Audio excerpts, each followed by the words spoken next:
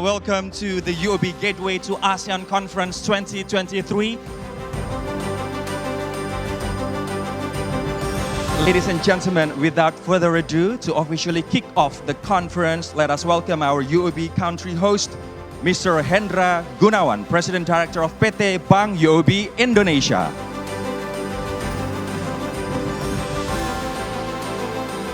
Ladies and gentlemen, Indonesia's chairmanship of ASEAN this year urges the strengthening of ASEAN that is well positioned to drive the economic movements towards a better future of ASEAN. Bring the theme of this conference, ASEAN Forging Ahead.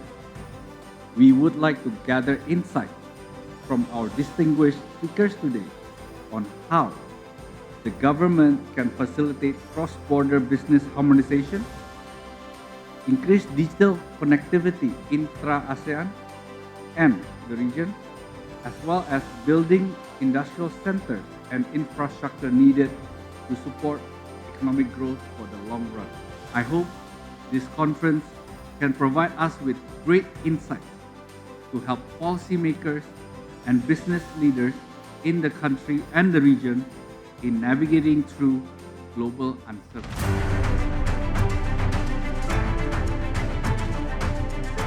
Let us now welcome Deputy Chairman and CEO of UOB Group, Mr. Wee Ee Chong, to give us a welcome address.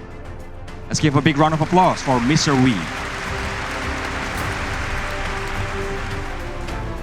We have supported about 100 companies to expand into country in the past 2 years. These companies have pledged to invest about Singapore dollars 12 billion in the country, and they plan to create 15,000 jobs here. Ladies and gentlemen, we are here today with one common purpose, is to build the future of ASEAN.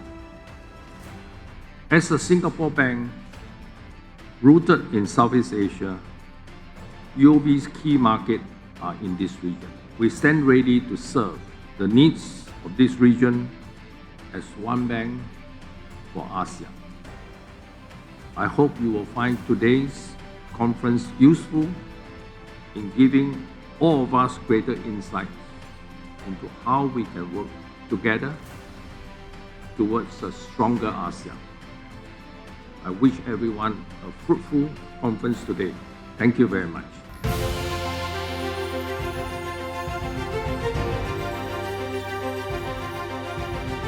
So ladies and gentlemen, without further ado, please welcome His Excellency Bapak Firman Hidayat.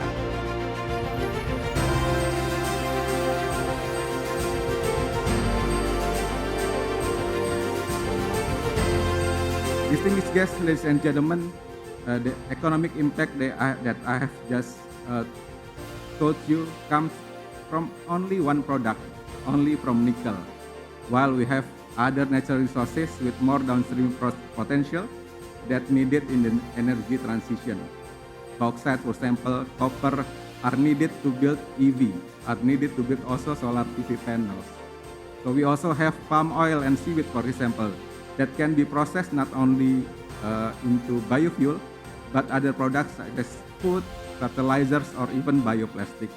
And we have these natural resources in abundance in our country. By having downstreaming in our natural resources, we believe that Indonesia will continue to strengthen its economic structure and economic complexity, and we can increase our growth beyond 5%. The projections from Harvard show that Indonesia can grow on average by 5.6% until 2030. But in government, we believe we can grow more than that, close to even more than 6%.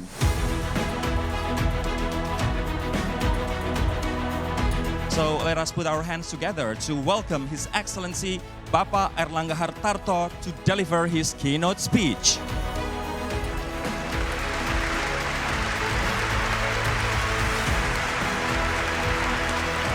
ASEAN this year also launched the ASEAN DEFA, which is a collective effort for ASEAN economic digital potentials. With business as usual, the ASEAN economic on digital will be only around 1 trillion by 2030. But with interconnectivity, transformation of AI, developing the local currency transaction in ASEAN countries, the economic will grow around $2 trillion. The framework not only on infrastructures, but also unlock significant portion of digital economy. And according to the Network Readiness Index from Oxford Insight, ASEAN Index score currently around 70, that stands above the digital average, the score that is 62. So the opportunity of transformation of digital is there. And I would like to underline also that manufacturing value added has been Indonesian policy toward industrializations. And we have launched the Industry 4.0 in 2016. And Indonesia also launched the local currency transition with 5 ASEAN countries. So to trade for small and medium enterprise can use the QR for each country. So it is very important today to reduce the reliance on the US dollar within the ASEAN region. So I think if we can expand this with the more deep financial institution sectors and involving a bank like UOB, an ASEAN bank, I think it is important to make stabilization of the economic in ASEAN, especially to protect the small and medium enterprise toward the foreign exchange fluctuations due to the geopolitical situation. So I think I will appreciate the 1 million target of employment from UOB. The only thing I would like to ask is when it will be happen.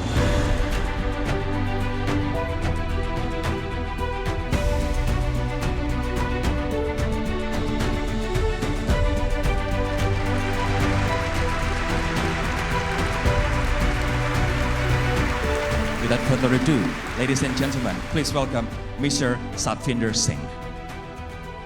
Recognizing all of these increasing challenges, ASEAN has adopted a declaration on ASEAN as an epicenter of growth during the recent 43rd ASEAN Summit in Jakarta in September this year.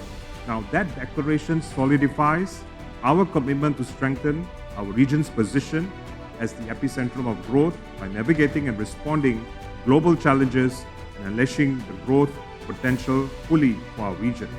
Now, core to this declaration is our strategy and vision to strengthen our resilience against future shock and doing all we can to embrace digital transformation and, more importantly, fostering sustainable ecosystems.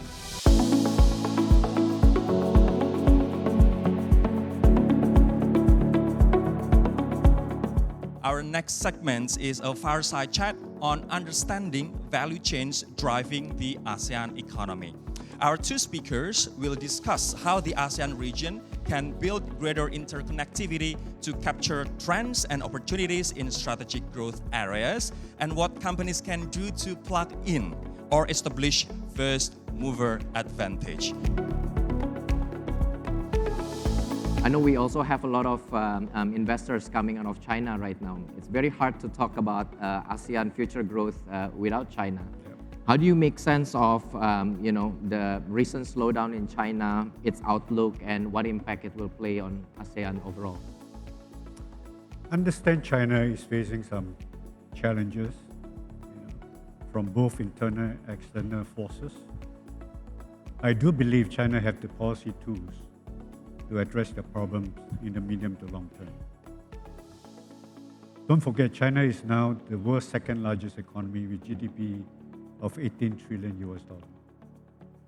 Even at a slower projected growth rate, let's say 4%, it translates to $700 billion annual GDP growth.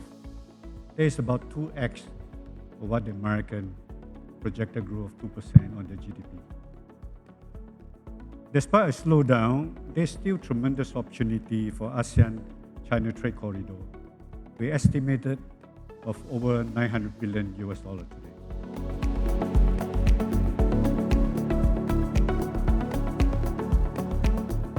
In our next segment, we will hear how Indonesia is a gateway to unlocking ASEAN connectivity. Now I would like to invite UOB's senior economist, Mr. Enrico Tanuwijaya, to unpack Indonesia's importance to the ASEAN region and its strength in connecting ASEAN with the rest of the world. After being a strong manufacturing hub, Indonesia itself is a gateway to the strongest and biggest consumption market, especially so since COVID. COVID changed a lot of economic activities. Some temporary, some, in fact, most will be permanent. For example, when you travel out, you can't during COVID. You only watch via YouTube. Would you want to do that forever? I don't think so. But tuition, classes, lessons, to infiltrate and penetrate positively people in the remote area, this is powerful and give you an opportunity to invest. Education business in Indonesia actually is a big deal.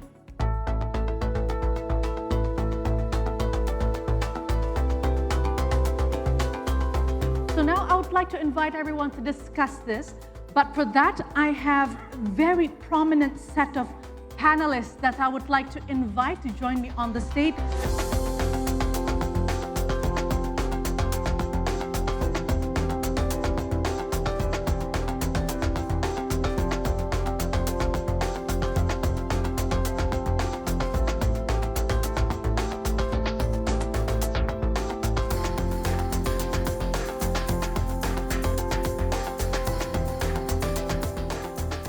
This year's Gateway to ASEAN event has reaffirmed the combined strength of ASEAN and Asia, including Greater China.